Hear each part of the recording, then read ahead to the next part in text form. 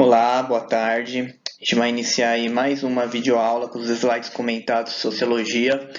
Vamos falar um pouco sobre a indústria cultural, dando continuidade ao conteúdo do segundo bimestre, que é consumismo. O que a gente vai ter nessa aula? Vai ser um pouco mais longa, porque eu vou fazer uma devolutiva do que vocês colocaram na autoavaliação. Vou falar um pouco como serão as próximas aulas. Vou fazer um breve resumo do que a gente já viu. Vou expor o conteúdo novo sobre a indústria cultural e vou dar algumas instruções sobre a nossa próxima atividade e as atividades em si.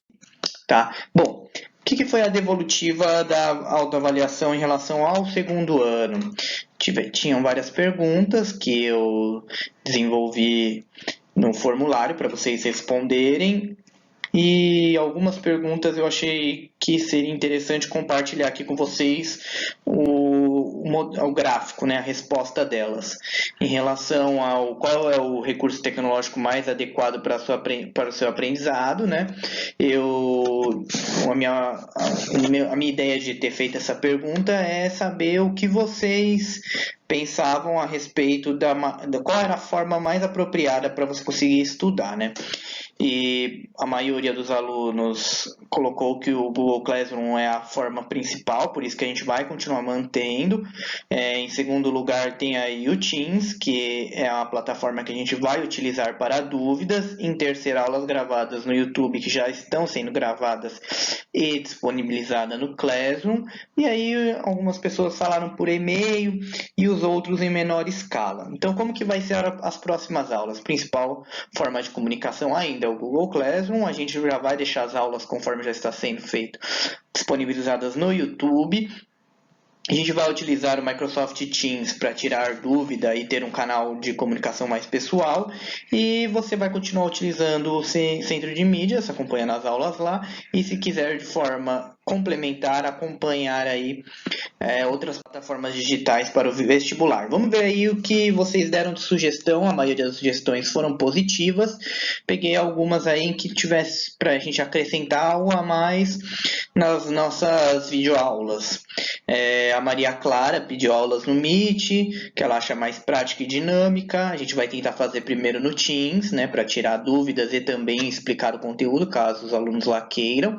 Se a gente vê que o Meet está muito difícil, a gente passa para o Teams está muito difícil, a gente passa para o Meet, tá? A gente vai tentar fazer isso. A mesma coisa o Alex, né, do segundo A, ambos. Olha só a da Maria Beatriz, às vezes fico perdida nos tópicos do Google Class. Então eu dei uma modificada, já está diferente lá. Eu retirei o que tinha, por exemplo, sugestões, né, vídeos, material complementar, né, leituras. Deixei todo esse material complementar como sugestão dentro das videoaulas, com links, fontes, etc. Então, se você quiser algo mais além do que os slides, você pode acessar esse conteúdo. E lá no Google Class ficou mais limpo, de maneira que você consiga, com mais facilidade, visualizar o que você está procurando ali. Os vídeos no YouTube, né, o Diogo, os vídeos já estão no YouTube. Eu vou reforçar os links aqui nos slides também e no próprio Google Class. Apenas questionários virtuais sem tirar o caderno da bolsa, apesar de ser muito engraçado, que está escrito aí, né, o Kaique. De fato, aumentar o número de questionários também é a mesma questão aí da Ana, que facilita tanto para vocês, conforme eu percebi na autoavaliação, quanto também para mim. Tá? Então, também vai ser feito dessa maneira. Muito obrigado aí por todos os comentários. Bom, a gente vai fazer um resumo agora do que a gente viu. Aqui eu vou deixar qual que vai ser o conteúdo do livro didático, né, as leituras, no caso é o capítulo 7, da página 108 até a 110, o capítulo 11, página 170 e o capítulo 12 inteiro. O capítulo 12 é o principal capítulo, é nele que você tem que se focar. Caso você tenha aí de boa, goste do conteúdo ou está sentindo muita dificuldade, o capítulo 7 e o 11, essas páginas irão também servir de apoio, tá? Bom, a gente viu no primeiro conjunto de slides sobre consumismo, a diferença entre consumo e consumismo, em que a gente destacou que o consumo ele é uma modalidade de atividade humana importante para a nossa sociedade, lembrando que a gente está dentro de um sistema econômico em que você É necessário você consumir para sua subsistência, é necessário consumir para o seu lazer, é necessário consumir para você ter o mínimo de qualidade de vida. Mas a gente viu que essa forma de consumo ela está generalizada no consumismo, o que faz com que as pessoas consumam muitas vezes sem perceber as modalidades de trabalho exploratório por trás daquele produto, que as pessoas consumam gerando lixo e não tendo um descarte adequado, ou seja, prejudicando o meio ambiente, que as pessoas não compreendam que por trás das relações de consumo, obviamente, existe uma série de problemas e aliam o consumo com uma emoção, um sentimento, um prazer, e aí muitas vezes acabam consumindo de maneira exagerada. A gente viu também um pouco da história do consumismo, em que a partir da consolidação do nosso sistema econômico atual, o capitalismo, a partir do crescimento das cidades, do êxodo rural, a partir do desenvolvimento de uma mentalidade em que o individual é mais importante muitas vezes que o coletivo, o consumo foi ganhando cada vez mais importância em nossa sociedade. A gente viu também o desenvolvimento do fluxo circular de renda, uma relação entre economia e sociologia, um ponto que é bastante difícil, não vou ter tempo aqui de voltar nesse ponto agora, você pode assistir às aulas que estão explicadas aí, esse ponto que está explicado de maneira mais detalhada na própria aula que está disponibilizada no YouTube. Depois a gente viu aí no segundo conjunto de slides, o consumismo como parte da nossa identidade cultural, como uma forma de nos identificarmos, ou seja, uma pessoa de uma determinada região tem possibilidade de consumir um determinado produto, um determinado serviço do que uma pessoa de outra região. Então, existe aí uma questão de identidade ligada ao consumo. Também em relação ao status, né, ao fato da pessoa poder consumir mais, obviamente vai ter uma relação de poder e status por trás. A gente viu também a questão da padronização cultural gerada pelo consumo, em que os produtos eles são feitos e produzidos em massa, e dessa forma os gostos e a forma de consumir é padronizada. A gente vê muito isso na alimentação, como por exemplo o crescimento dos fast foods nas grandes cidades e médias cidades do nosso país. As pessoas deixavam de consumir alimentos localmente produzidos ali para poder consumir esses produtos de empresas que vinham de fora, né? A gente conseguiu relacionar essa questão da padronização cultural com a relação também da globalização. Caso você queira aprofundar esse conteúdo, mais uma vez, tem aí o link disponível no YouTube para você conseguir ter aí uma qualidade da aula melhor, né, do que somente esse resumo. Bom, o que a gente vai estudar hoje é a indústria cultural. Basicamente, a indústria cultural é a produção de bens materiais, né, bens culturais materiais e imateriais. O que é um bem cultural material? Um bem cultural material seria um videogame, por exemplo, e um bem cultural imaterial, o jogo deste videogame, né? Você não consegue pegar, não é palpável, por exemplo, o jogo, ao mesmo tempo que esse videogame é algo palpável, né? Uma música, um bem cultural imaterial. Agora você comprou um violão, é um bem cultural material, você tem o que? A matéria, você consegue ter uma relação material com aquele produto. Tá? Ambos bens materiais e imateriais são produzidos em larga escala, ou seja, em arrodo para muita gente, com um público obviamente específico, mas em larga escala, ou seja, padronizado, e estimula gostos, cria gostos, né? Ou seja, molda um pouco do que as pessoas poderiam gostar. Vamos dar um exemplo aí do videogame. Suponhamos que o PlayStation 5 acabou de ser lançado. Ele tem 4 modalidades de jogos, 4 jogos atualmente. Obviamente que o seu gosto vai ser moldado. Se você tem vontade de utilizar essa plataforma de jogos, você vai ser direcionado para um desses jogos e você vai acabar criando afinidade com um tipo desse, um jogo desses aí. Então, a indústria cultural, ela estimula gostos padronizando-os também. Tá? Vamos um pouco aí para a questão histórica. Ela surgiu nos Estados Unidos, na verdade, ela amadureceu nos Estados Unidos, tá? A nascente da indústria cultural é ainda a Europa, a partir do final do século XIX, início do século XX, com o desenvolvimento e a expansão de vários bens culturais, como as editoras, no caso de livros, como a propagação da fotografia, como as bases para o cinema, e se desenvolveu principalmente nesse contexto Estados Unidos e Europa na virada do século, tá? Bom, a indústria cultural ela tem por base a criação de um padrão, né, de cultura, ou seja, uma influência cultural, sendo também uma forma de dominação, conforme a gente já falou acima, né? Tanto na questão alimentar como na questão, vamos pegar aí o cinema, né? O cinema tem muitos exemplos interessantes de dominação cultural. Se você pega aí a indústria hollywoodiana, né? Hollywood, você vê o formato como os filmes são feitos, né? Há um padrão para se fazer filmes. Né? Se você pegar um filme, por exemplo, de comédia romântica, é sempre esse mesmo padrão, né? E esse mesmo padrão pode incentivar formas tanto de emoções quanto atividades padronizadas. Então cria, por exemplo, vamos pegar a comédia romântica, cria-se um modelo de como que é um relacionamento estável, né? Como que é um relacionamento, no caso aí, incentivado a partir de tanto questões materiais quanto a própria forma, né, o relacionamento heterossexual com padrões assim de romantismo, muitas vezes exacerbado. Então é uma forma de dominação cultural, o que, por exemplo, Hollywood pode estar fazendo desde a sua criação até os dias atuais, né?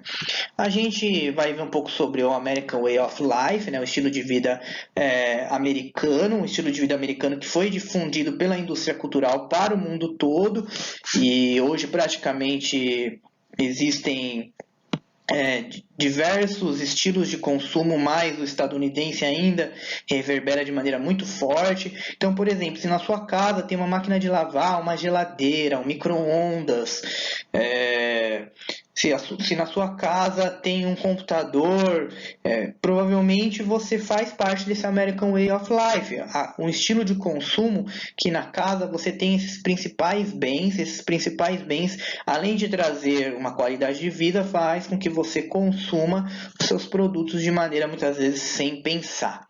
A gente vai ver um pouco também sobre o aprofundamento da cultura de massas.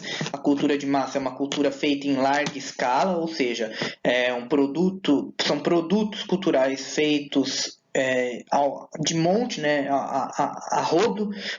Eu sempre gosto de falar do exemplo da fotografia e da pintura. Suponhamos que você queira fazer um retrato seu, né? Peça para alguém fazer um retrato seu. Se você estivesse há 200 anos atrás, alguém ia fazer um retrato, uma pintura sua. Vai demorar horas, ia ser algo único, né? Se o mesmo artista procurasse desenvolver tentar fazer de novo um retrato, ele não sairia perfeitamente igual, porque cada pintura é única, original em si. Agora, com o advento, por exemplo, da fotografia, você vai pede para alguém tirar um retrato seu, né, uma foto sua. Se você tirar uma foto e depois tirar outra, obviamente que o gesto sempre muda, né, mas a questão da identificação muito semelhante faz com que esse produto seja um produto da cultura de massa. Ele pode ser reproduzido de maneira a larga escala, né? Ou seja, você pode mandar imprimir 1000 fotos daquele retrato, né? 1000 fotos suas. E a pintura não, a pintura é única. Então essa é a diferença entre a cultura de massa, que pode ser reproduzida em larga escala, é feita de maneira feita para reprodução. Muitas vezes ela tem a questão da criatividade talhada ou não é o seu objetivo principal em relação, por exemplo, à pintura, que é original, única, difícil de ser reproduzida em larga escala, né, personalizada. Tá? Então essa é a diferença entre a cultura de massas, que é o que a gente vive hoje, e o passado, onde a cultura não era tão massificada, né, era mais fragmentada. E por último, a padronização da cultura, né, cultural diminui a autonomia individual das pessoas. Você tem menos acesso à diversidade, você tendo menos acesso à diversidade, você também produz o seu repertório de produção, caso você seja um artista, caso você tenha vontade de reproduzir, é dificultado, né? Cria-se um espaço muito grande entre quem produz e quem consome também, tá? Bom, peguei aqui um exemplo, tem bastante coisa escrita, não vou ler tudo e explicar tudo, senão não vai dar tempo. Na verdade, vou explicar de maneira mais superficial, você dá uma olhada com calma, tá? Tem também as fontes no final aí da aula para você ir atrás do que eu estou colocando aqui, né? A gente vai ver um pouco sobre os algoritmos, né? O que são os algoritmos? São, na verdade, comandos, né? Instruções que têm uma finalidade. Dentro do meio digital, né, os algoritmos eles são comandos por trás do que você enxerga nos aplicativos, jogos, programas que fazem aquilo funcionar, tá? Só que os algoritmos eles também são usados dentro da indústria cultural. E para que ele é usado dentro da indústria cultural? Ele é feito principalmente para direcionar conteúdos, tá? Ou seja, ele muitas vezes pode criar, manipular os gostos culturais sem as pessoas saberem, né? Sem seus usuários terem aí o devido conhecimento. Vamos dar alguns exemplos. Os algoritmos na internet, nesse meio de comunicação muito difundido e utilizado entre os jovens, né? Olha aí, Facebook. O Facebook, suponhamos que você entre lá no Facebook hoje, e aí você vê na sua página de entrada uma foto de um amigo seu, ou então um comentário de um parente, ou então uma página que você curtiu. E por que ela apareceu ali justamente naquele momento, né? Foi direcionado para você a partir de um algoritmo, com esse algoritmo estudou o que você constantemente procura no Facebook e deixou ali naquela página de entrada aquilo que fosse considerado o mais apropriado para aquele momento. Olha só, é um instrumento de inteligência artificial refinado na atualidade que tem o objetivo de estimular o consumo cultural. No caso aí da interação nas redes sociais também é uma forma de interação cultural, né? Então, por exemplo, podem ser direcionados páginas de entrada, amigos, né? Sugestões de amigos, sugestões de grupos, são feitos aí a partir dos algoritmos no Facebook. Os jogos, a mesma coisa. Você que joga algum jogo online, de luta, de RPG, o mais variado que seja, né? Eles muitas vezes fazem direcionamento, ranqueamento. Então você lá num jogo X que tem um ranking, sei lá, você tá num ranking alto, um nível alto, você vai se encontrar com as pessoas de level alto. Por quê? Porque é feito um direcionamento a partir desse algoritmo. A mesma coisa local, né? Você está numa plataforma de jogos que tem 100 mil pessoas lá e, sei lá, 10 mil são brasileiros. A chance de você encontrar um outro brasileiro aumenta. Por quê? Porque o jogo vai utilizar um algoritmo que vai direcionar você e direcionar aquele outro brasileiro a se encontrarem de maneira mais facilitada dentro do jogo, tá? O YouTube também faz isso quando há um direcionamento de conteúdo, lá quais são os vídeos que você pode assistir, sugestões aí no lado direito da tela, playlists, etc, né? Spotify, a mesma coisa, sugestão de música, sugestões de playlist, as diversas interfaces do Google, o fato de você simplesmente entrar fazer uma pesquisa no Google já é direcionado para você quais são os sites que o Google acha que tem mais afinidade com que o seu padrão de pesquisa geralmente que você faz, né? Netflix também, a lista de filmes, em geral, tem uma afinidade de exemplos aí da natural relacionada com os algoritmos na internet.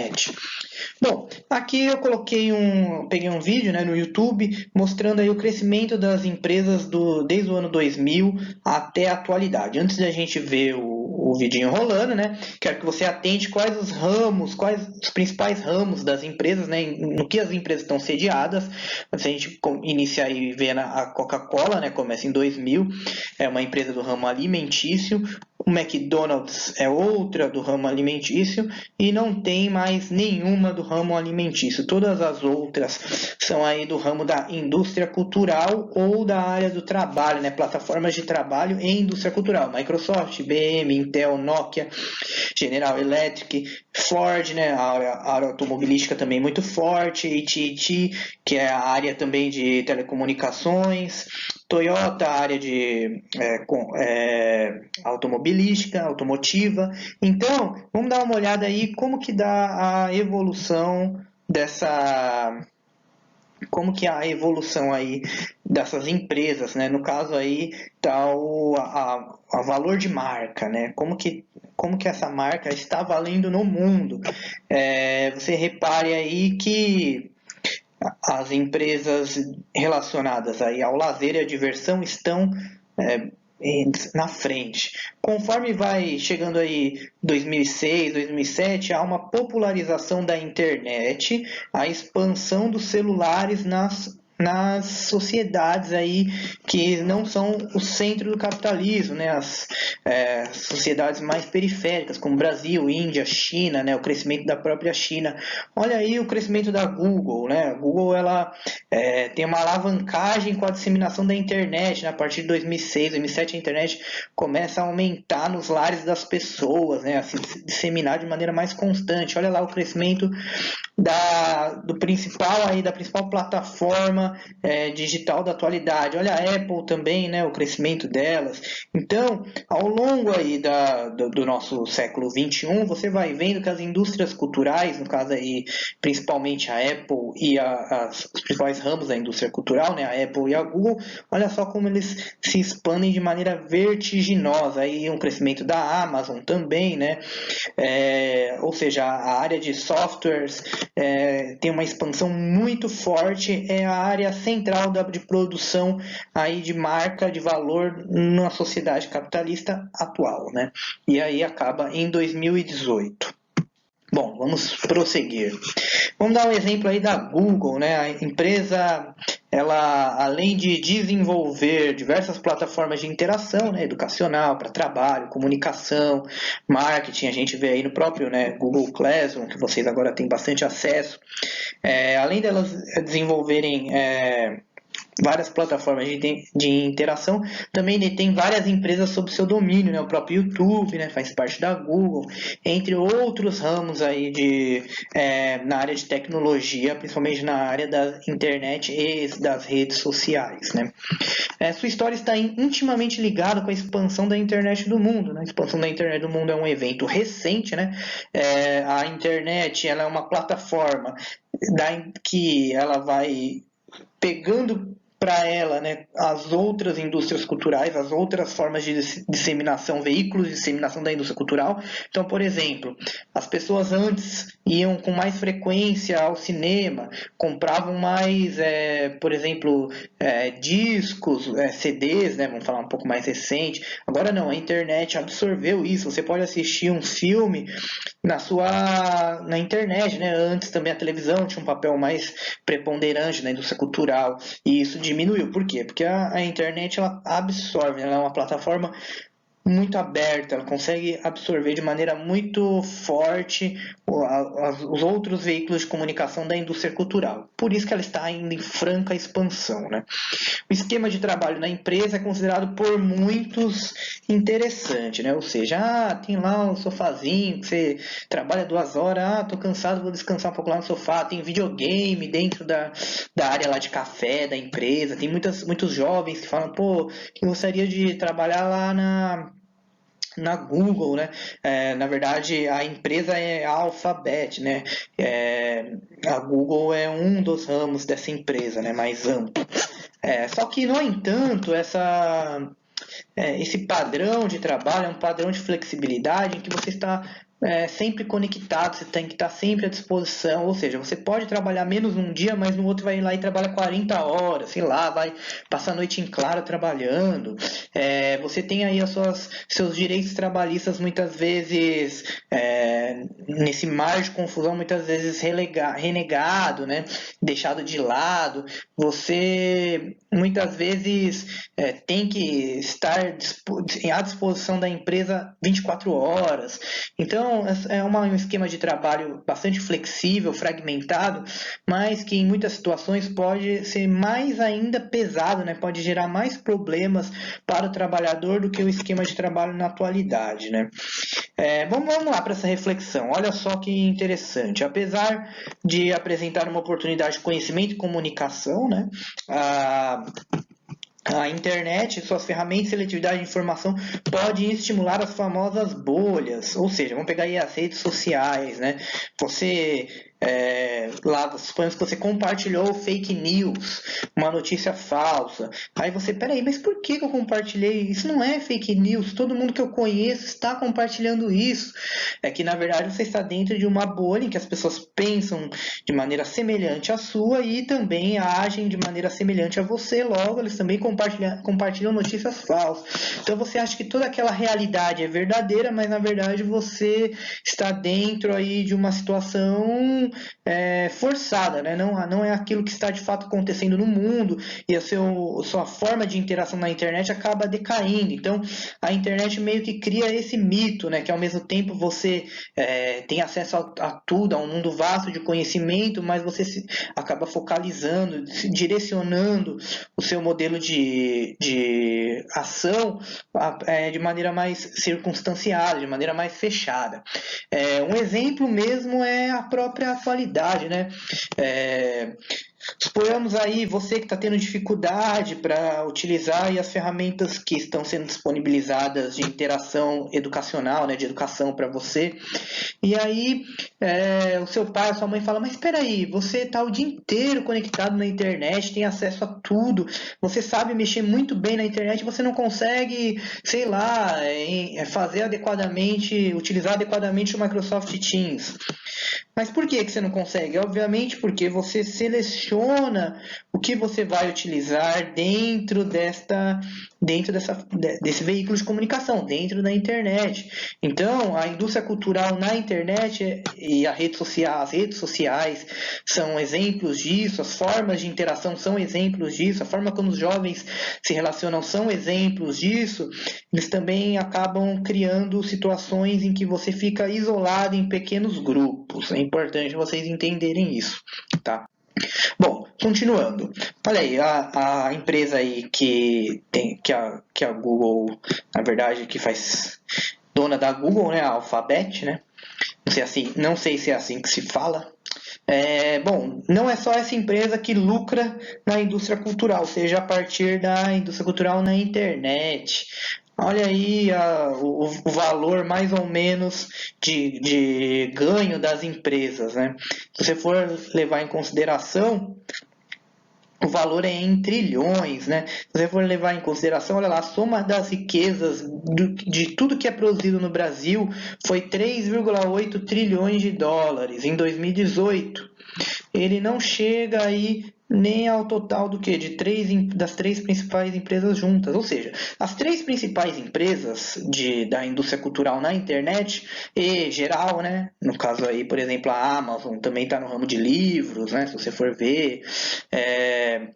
A Microsoft está em várias áreas, sem ser somente a indústria cultural. A Apple, tanto na questão da indústria cultural dos bens culturais materiais quanto os bens culturais imateriais, né, no caso celular em si, né? Se você for analisar, né, essas empresas, elas juntas, elas têm um rendimento maior do que 211 milhões de brasileiros, né? Ou seja, são empresas poderosíssimas. Bom, já encaminhando para o final da aula, né? Aqui está faltando na charge um acentozinho, né? Bom, olha aí, vamos ver essa charge para a gente entender um pouco uma crítica à indústria cultural, né? Que espetáculo, olhando o pôr do sol, né? No caso aí você vê pela sombra, né? E não é patrocinado por nenhuma cerveja. Ou seja, né? Olha só que imagem bela, olha só que situação única que a gente está vivendo e essa situação única não está relacionado com nenhuma marca, com nenhum evento de consumo, né?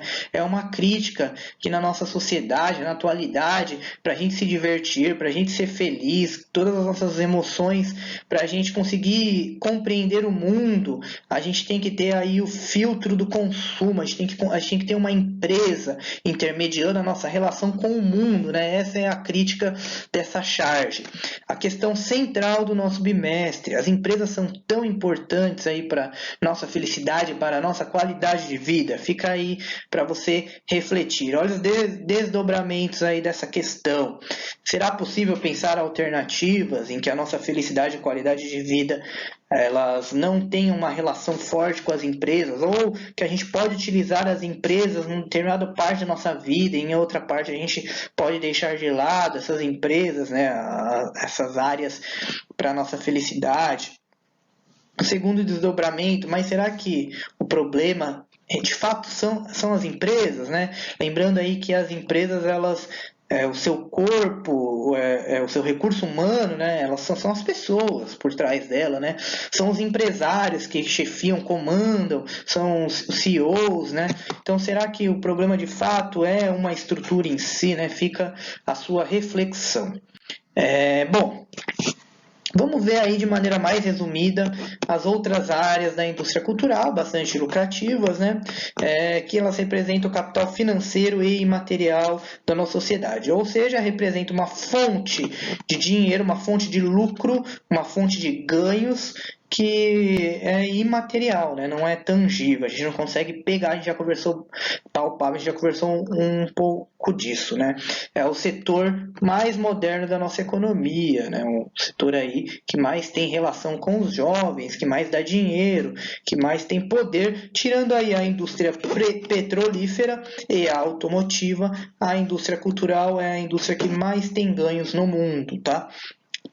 Bom, alguns produtos dessa indústria encontram-se em nosso cotidiano, a gente já conversou um pouco, o cinema, você vai lá assistir Os Vingadores e foi ver que foi a segunda maior bilheteria, não sei se chegou a ser a primeira, passando Avatar, é um exemplo, imagina os bilhões que as empresas de cinema, que as próprias produtoras, né, ganharam com esse filme. Ah, mas professor, o gasto foi alto. De fato, o gasto foi muito alto, né? Principalmente a questão hoje do cinema estar muito envolvido com a tecnologia, no sentido dos efeitos especiais, né? Dos próprios atores, que ganham muito, mas, assim, obviamente que o lucro deles são astronômicos, né? Se pegar aí música, também, né, uma parte da cultura aí bastante industrializada. A televisão também, né, hoje em dia em menor escala. No passado a televisão foi bem mais importante. Se você for pegar aí de geração, né, a televisão para a geração dos seus pais, dos seus avós, muito mais intensa, importante do que para você. Tanto é que talvez você tenha mais o hábito de utilizar a internet, de utilizar, de ter acesso a outros meios culturais que a própria televisão, né? Eventos mais variados possíveis, sei lá, você queria ir no Lollapalooza, ou então você já foi num evento X, uma festa grande, né? Esses eventos também fazem parte aí da indústria cultural. A própria internet, a gente já comentou bastante, os esportes, né? Vem aí, tô vestido aí com a camiseta do Corinthians, o corintiano aí, para mostrar um pouco, né, como que os esportes também fazem parte da indústria cultural, uma indústria muito lucrativa, aliás, né? Os jogos em geral também, o lazer, os vários tipos de lazer, né? Sei lá, você vai no circo, é uma forma de indústria cultural, você um meio de cultura não tanto industrializado como essas outras, mas né? O teatro, de maneira também menos industrializada, mas também faz parte aí da indústria cultural. E o principal dessa indústria, né, a gente já começando a fechar a aula, né, é que os indivíduos são atraídos pelas emoções, né? Você procura aí a alegria, a tristeza, você procura o prazer, né? Você procura uma forma de encarar a solidão. Então, essa indústria ela nos ganha a partir disso, né? Essa indústria ela ganha vendendo emoções, né? Você vai lá mais uma vez assistir um filme de comédia romântica no Netflix, aí você chora, você acha isso muito legal, e você fala, nossa, meu Deus, por que que eu não tenho uma vida assim? Olha lá, é um padrão emocional que ali é colocado à disposição das pessoas, né? Ou então você vai lá ali porque você está muito triste, você no dia dos namorados, estava lá sozinho e quis assistir um filme de amor romântico. Então é exatamente isso. Olha aí mais uma crítica, né? Olha só que paisagem linda.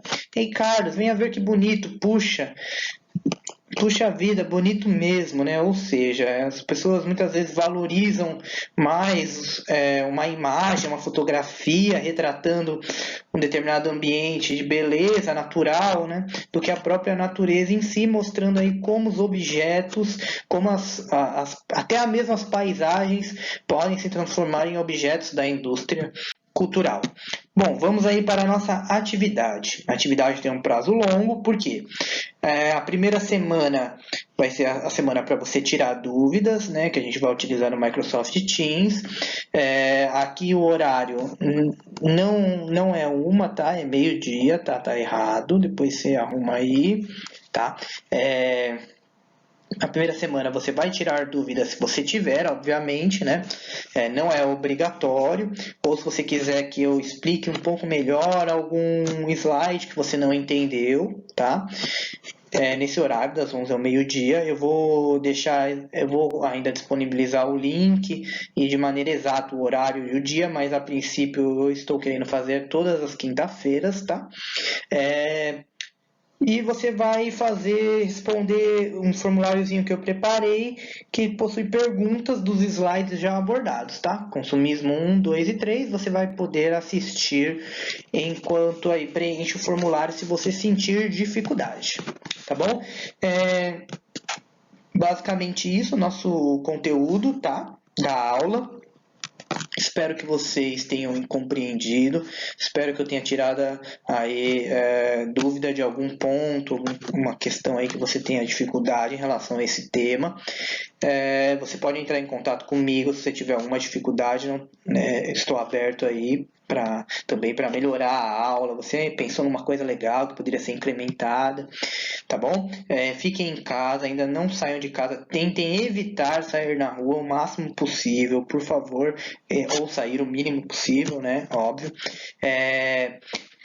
E é isso aí, né? Para nós podermos voltarmos à normalidade o mais rápido possível, porque esse modelo, apesar das ferramentas, né, de internet, as ferramentas virtuais serem de grande auxílio, ainda a aula e a nossa interação ainda é muito positiva, tá? Saudades aí de todos. Boa semana para vocês, tá bom? Até mais.